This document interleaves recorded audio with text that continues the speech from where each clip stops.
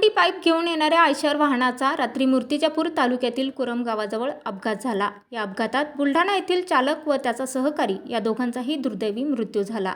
बुलढाणा येथील जोहरनगर भागात राहणारे अनिसुद्दीन रफिउद्दीन काझी वय 40 वर्ष आणि रेहान नाझीम पठाण वय 22 वर्ष हे दोघेही नागपूर येथून आपल्या आयशर वाहनात लोखंडी पाईप घेऊन छत्रपती संभाजीनगरच्या दिशेने निघाले होते।